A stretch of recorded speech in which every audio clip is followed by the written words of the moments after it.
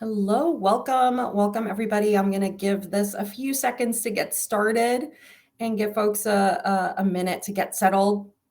My name is Laura Zachary. I'm an integrative pharmacist and a nutritionist, and I specialize in integrative medicine, functional medicine, and lifestyle medicine, essentially using those modalities, those frameworks to help our patients to implement lifestyle changes, to implement dietary changes, to support them in reducing the risk of chronic disease. And I'm really excited today to be talking to one of my friends about the topic specifically of perimenopause and how it impacts women in the workplace and how it can feel like you're going crazy and you're not performing the way you normally would expect to. And then we're going to use that as a jumping off point to help us understand how we can better support our hormones using some of these principles. And I'm happy to bring on Dr. Shelly Bhowmik. Hi, Shelly, how are you? I'm good. How are you this lovely Friday afternoon? I'm doing really well. So happy that we got a chance to have this conversation. But first, can you give folks just a little bit background and how you got to this specific place and this specific interest? Yes, happy to. So yes, hello everyone. I'm Dr. Shelly Bhowmik. I am a preventive medicine and lifestyle medicine physician based in New York City, and I work with organizations on helping them address burnout, especially for women of color. And this work is really personal for me because of my own experiences with stress and burnout and mental health issues. It wasn't that long ago that I literally was found myself at the edge of the subway platform during a rush hour one evening, thinking about pushing myself over that edge. And to step away was from that edge was a journey in and of itself, but it was in that process, in that recovery, that I came to realize mindset is medicine, and that you really can do something about your health and well-being. You have control even when it feels like you don't. And so it was just such a life-changing lesson for me to learn that as a physician, I feel like it's my duty to pass that message on to other people, especially to other women and people of color, because I don't want them to end up at that same edge. So that was the whole inspiration for starting Platform Wellness and working with these organizations on improving stress and burnout and employee wellness. So I'm so grateful to you for sharing that piece of vulnerability and how challenging it can get. It can get very serious very quickly. And often there's a lot of stigma and a lot of hushed tones when it comes to some of these topics. And I think a lot of women, especially now with social media, are finding a little bit of solace, finding a little bit of connection with other people that are going through some of this. And certainly then you add the layer of stigma that comes with culture, what comes with certain communities of color, that comes with certain backgrounds and histories, and it really complicates the situation. So what you're doing is exceptionally important. And we're going to approach this from the perspective of perimenopause, from the perspective of hormone wellness. So can you tell us a little bit about what you're seeing? Like, what has been your experience in working with this particular community, with this particular group? yeah, it's interesting because this is, well, first of all, menopause, stress, and burnout, they definitely overlap in terms of their signs and symptoms. So sometimes it's hard to kind of tease one apart from the other, and they definitely contribute, one to one another. So that's one thing. But it's it's interesting, especially talking about menopause, perimenopause in the workplace, because women, especially who are in leadership roles, the age at which we typically see individuals go through menopause is around early 50s, and perimenopause, so the time before that actual menopause date, that can be 10 years, that those changes in your body can start up to 10 years prior, so early 40s. And it's that age range, though, that we typically see women start to finally get into the leadership roles that they've always been working towards, climbing up that ladder for. And so to experience some of the signs and symptoms of menopause right when you hit that peak level in your career, it can be really, really difficult for individuals. I definitely have patients, executives who come through the doors who are like, look, I am eating the same foods. I have the same CrossFit workout routine that I've had the past 5, 10 years. why am I gaining weight? Why am I all of a sudden not able to make decisions, as fast as I used to be able to? Like, what is going on? It can be really, it can be really jarring for people, and especially depending on the severity of your signs and symptoms. So really something that we need to address in the workplace. And it's interesting because the UK is a lot more progressive when it comes to talking about menopause in the workplace versus the US.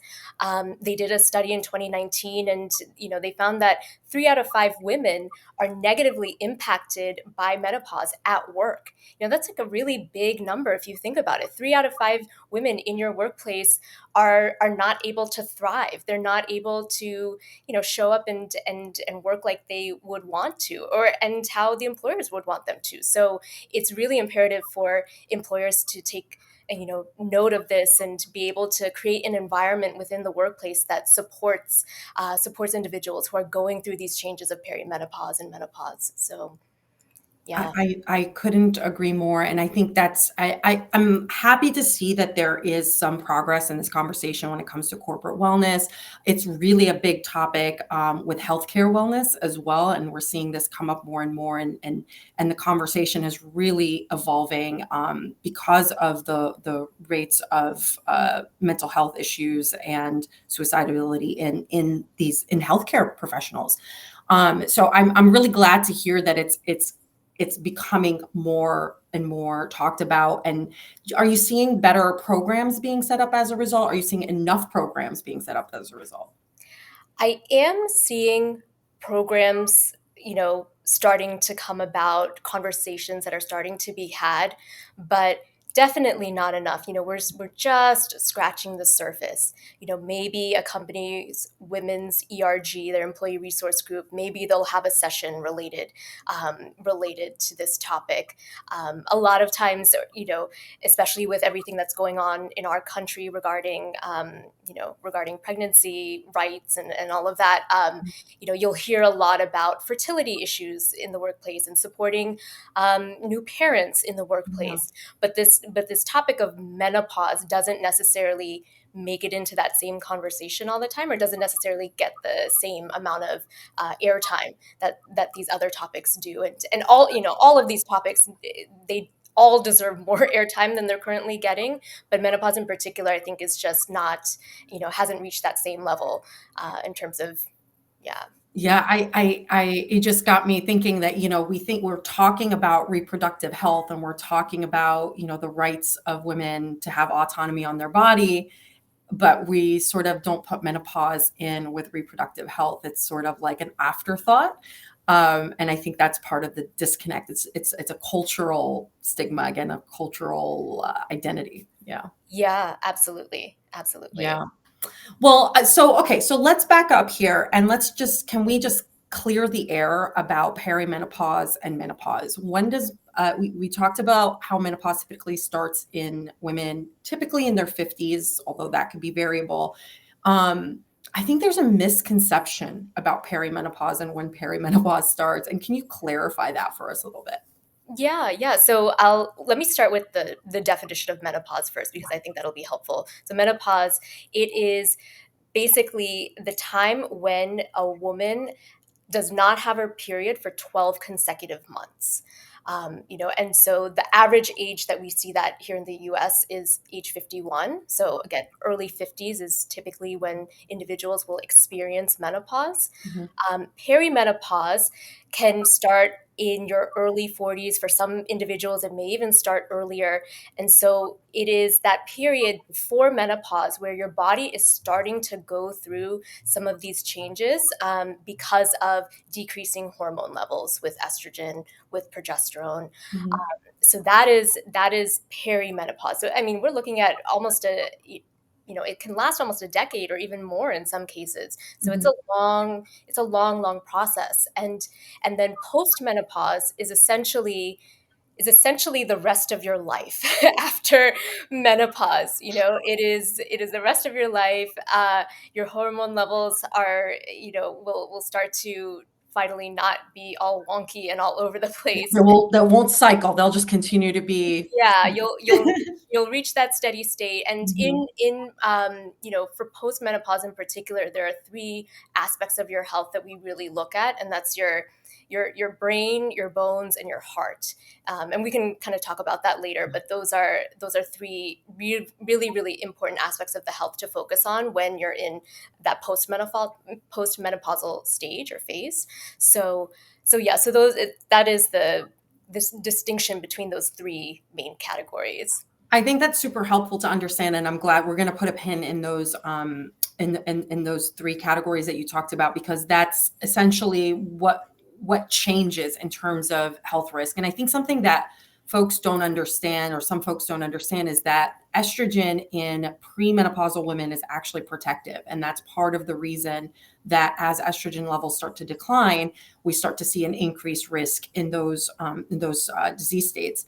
So that said, I think a lot of women feel like as they're entering perimenopause, it's going to be a very obvious state that they're starting to get very irregular cycles, and it's very obvious that they're premenopausal.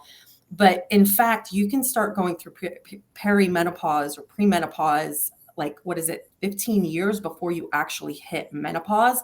And there's varying degrees of what those symptoms may present as. And can you speak a little bit to that? Because now you're putting us in our mid 30s, and that might be a little shocking for some of us. Yeah, I mean, what symptoms do you not experience during this phase or as a result of these hormonal changes, you know? I think the more common ones that we talk about are the hot flashes, the night sweats, but it really runs the gamut. Brain fog, for example, difficulty concentrating. That is something that folks deal with when they're going through these menopausal changes. But a lot of folks experience brain fog despite not experiencing menopause. So there's definitely overlap between signs and symptoms here.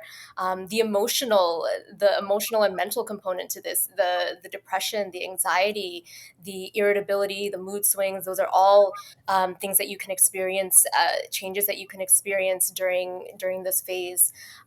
Joint pains, digestive issues, acne. I mean, yeah, just to Acne. think about. I know, right? I mean, as I was just saying that, I'm like, oh man. No, I thought I left it behind. Yeah.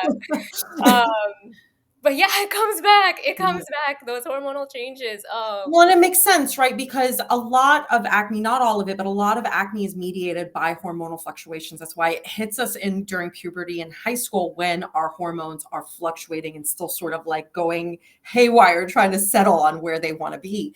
And so it makes sense that on the other side of that, in cycling, people who are cycling, that it would actually end up also creating a similar kind of haywire event that manifests in their skin, that shows up as acne. So it totally makes sense, especially as estrogen levels are dropping and androgen levels may be relatively higher, that it would drive this like acne picture. So yeah, it's super interesting. And I think the thing again, like Dr. Carrie Jones is like one of my go-to resources when it comes to women's health and women's hormones in particular. And one of the things she says that what we want to do is to gracefully glide into menopause rather than crash into it.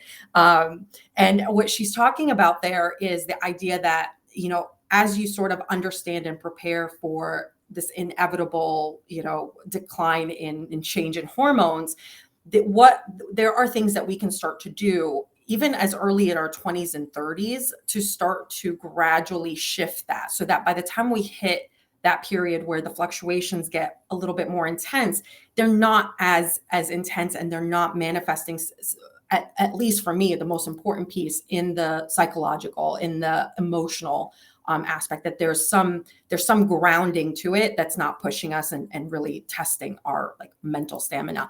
So do you have any thoughts or suggestions as to how we can approach that? And then I definitely want to circle back to those disease state risks and the controversial HRT.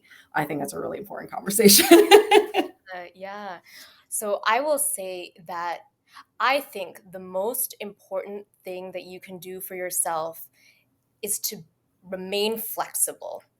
And what I mean by that is our bodies, regardless of whether or not we're going through menopausal changes, our body goes through changes all the time.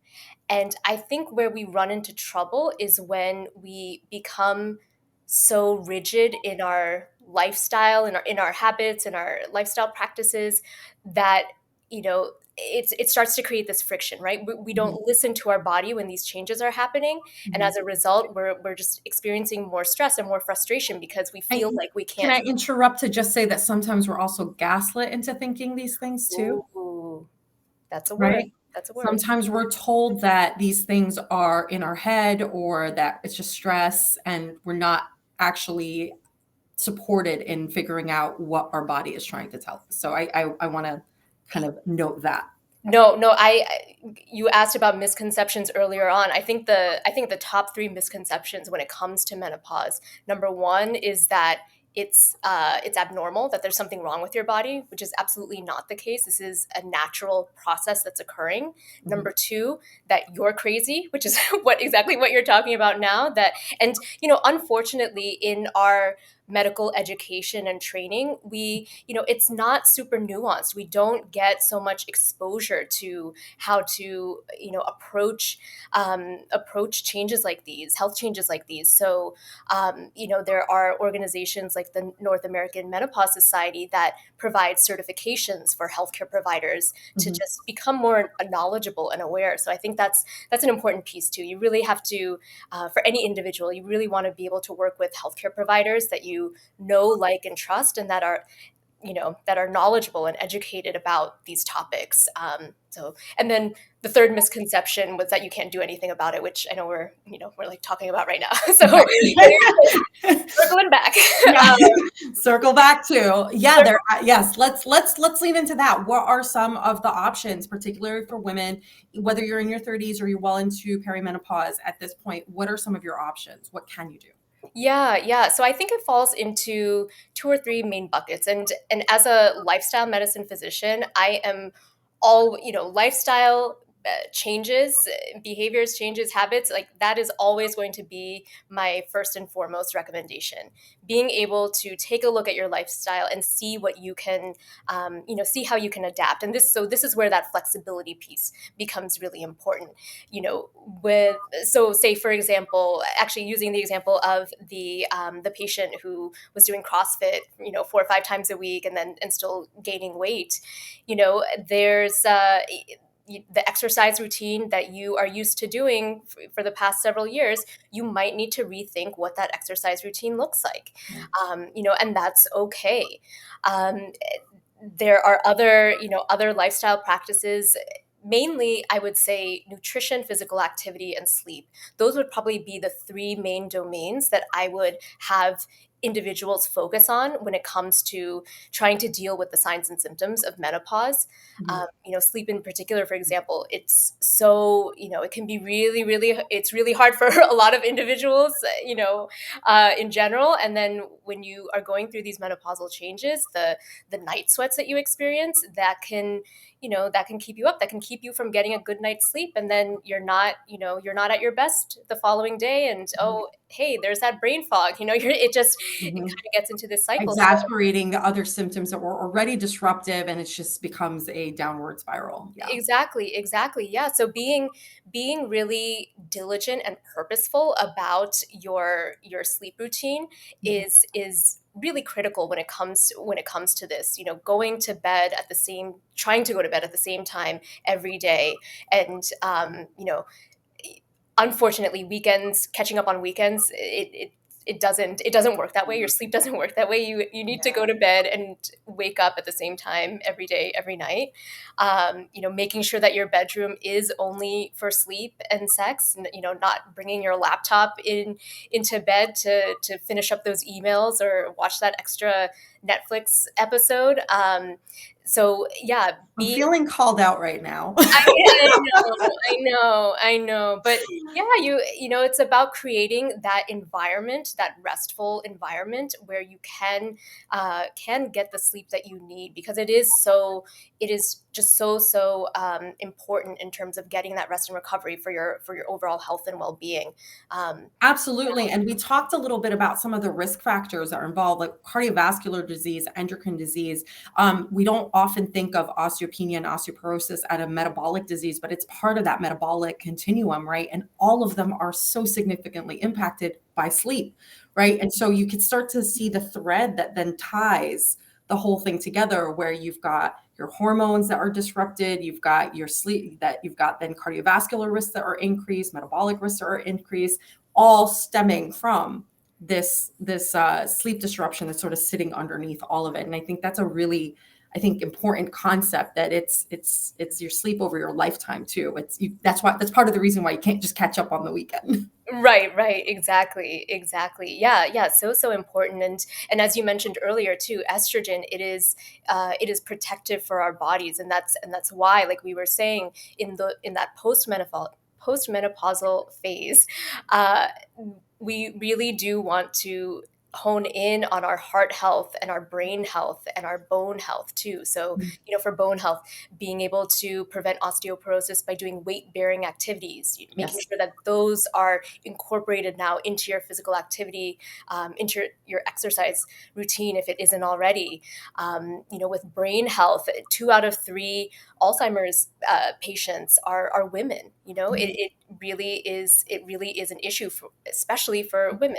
So being able to focus on your brain health is another important thing to look at. And heart health, I know we talked about, but again, that physical activity component, the nutrition, following a Mediterranean diet in particular can be really helpful, just because of the fresh fruits, the vegetables, the whole grains, the lean proteins.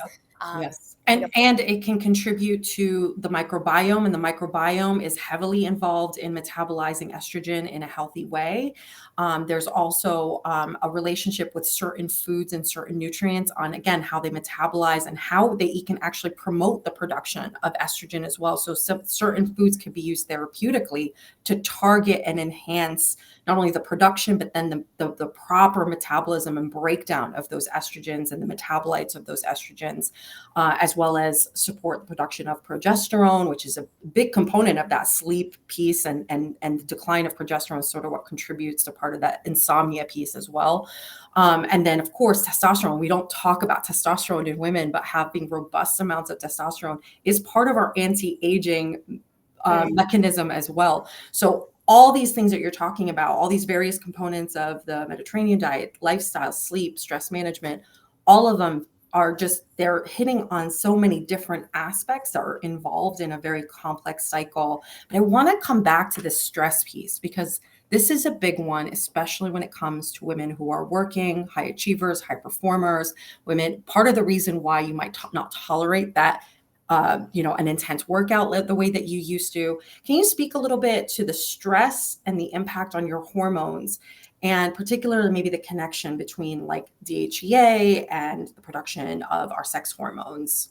Color that in for us. Yeah. Well, I will say that stress, as we most folks know, stress, we think about cortisol, increased levels of cortisol that spike when we get stressed. And it's really the chronic stress that we worry about. Mm. Acute stress, or stressors that happen every now and then, those can actually be beneficial for us. Those can Mhm. actually make us, or More strong, resilient. more resilient. Exactly. Yeah. Thank you.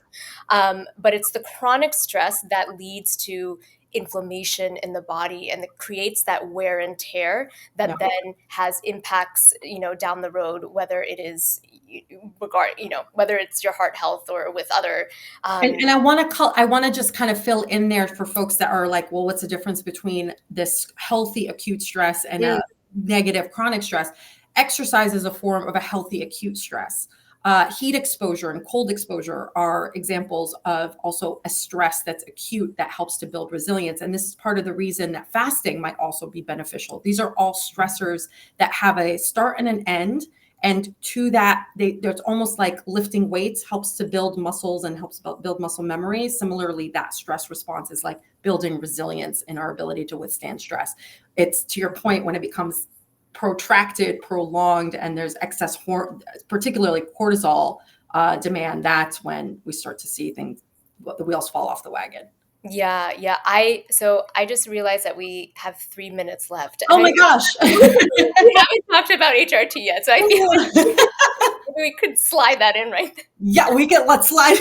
Yeah, no, and I would love to hear this from you. I mean, Yeah. I think your background is so unique in terms of having the education, the training in pharmacology and in nutrition to be able to approach this topic. So I'm gonna throw it back at you Oh my actually. gosh. Okay, so 3 minutes to talk about one of the most controversial I topics in women's health. Let's see. Okay, so first of all, I think we have to rethink what we think of HRT is. I think there's this idea that it falls into one category or another. It's either good or bad. It's either bioidentical or it's synthetic. And I think that's already, we're getting into murky territory there. A lot of the concern around HRT stems from research from the late 90s that said that there was increased risk of cardiovascular events in women who took estrogen replacement. The problem was, and some of the pushback to that is that the form of the estrogen that was used then was not bioidentical, wasn't close enough to mimicking our risk. And some of the debate now is, well, can we even trust that data? Because one, now we have different forms of estrogen that we're using, and we have some conflicting data coming out in using that.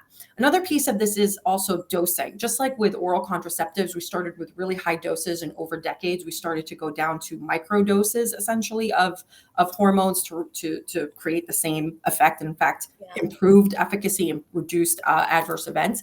The same thing is true with hormone replacement when it comes to perimenopause and menopause. And I think we're seeing a lot of really interesting uses for hormone replacement therapy. Particularly, I'm interested in what we're doing with bioidentical hormone replacement. And again, not focusing strictly on estrogen, but also bringing in progesterone and testosterone into the conversation. And then really focusing on detoxification, on the metabolism piece. Because if all I do is give you the hormone as it is when you first produce it, but I don't support your ability to metabolize it, detoxify it, and poop it out, then I am leaving you in a situation where you have too much hormone being produced. And both testosterone and estrogen, will focus on estrogen because that's the primary one in women, are capable of helping things grow. That's part of the reason we're able to help a fetus grow. But they're capable of helping cancer cells grow. And so that's where the concern around cancer risk comes in.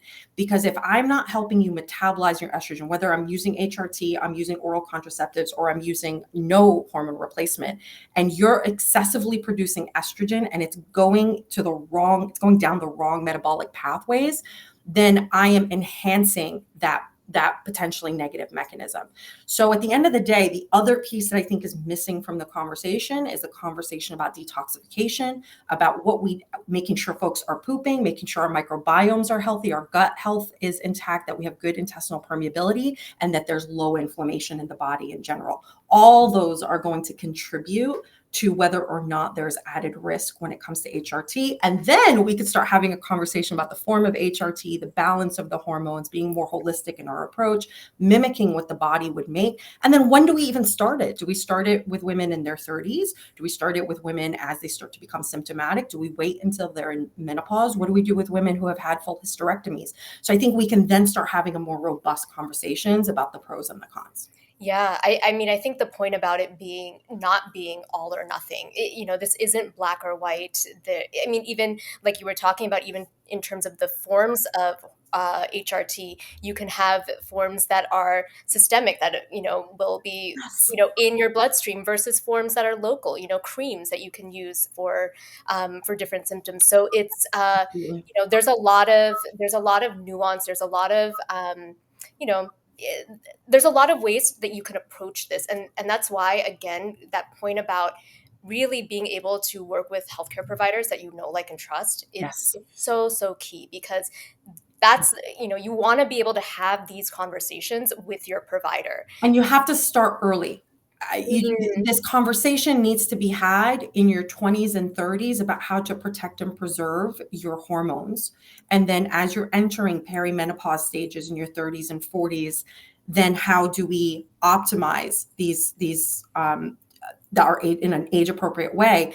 And then as you're approaching menopause in your 50s and beyond, how are we maintaining and or supporting you in a way that's appropriate for you, that takes into consideration all your risk factors, right? And so I think that this conversation, we often, again, going back to comparing it to the fertility conversation, very often we only talk about fertility when somebody's trying to get pregnant, but really these conversations need to be had from the beginning of the life cycle. And we're not doing, I think, enough. Generally speaking, you're an exception to that, but I think we are not doing enough to have this conversation early enough with our patients. Yeah, yeah. And I guess in closing, I'll say too that, you know, this menopause, this pause, can actually be, you can actually welcome it. It is really helpful sometimes just to pause and reflect on what is happening to our body and how we might need to take care of our bodies a little bit more, Mhm. nourish, sustain our bodies a little bit more. So in that sense, the pause is, it kind of gives you that moment to do that. But it doesn't have to stop you. It's a pause, but it doesn't have to. These signs, these symptoms of menopause, it's not like things are over. There is absolutely a lot more living that has to be done, and you can thrive. It's just a matter of listening to your body, getting the help that you need, and then working from there. Absolutely. And I'll offer this. There are some indigenous cultures and some other some spiritual cultures that see menopause as a rite of passage, and that when a woman approaches and goes through menopause, she has actually reached the pinnacle of her wisdom. And so I think that is so powerful to think about. When I think about all the powerful women in my life, all the women that I look up to, they are these strong women in their 50s and their 60s that really have embodied that wisdom. And when we stop thinking of women as just vehicles for producing babies and we start to think of them more holistically, I think that starts to fit that picture a little bit Yeah. more. Yeah, No, I love that. I love that holistic approach and just holistic view on health and well-being. So absolutely. well, I Absolutely. love talking to you. Back at you. So I could keep having this conversation forever. If this is a topic that resonates for folks, would love, we're happy to continue talking about it. Let us know in the comments. If there's other, nuances of this conversation that you want to go into, we certainly could delve into this. I mean, there's so much to talk about. Thank you so much, Dr. Bhowmik. I really appreciate you. I appreciate what you're doing in this space, and really like your insights and the wisdom that you're bringing to this are just so powerful. So thank you so much for your time. Yeah, no, thank you so much for having me, and we will talk soon. Yes, we'll keep this conversation going. Bye. Bye.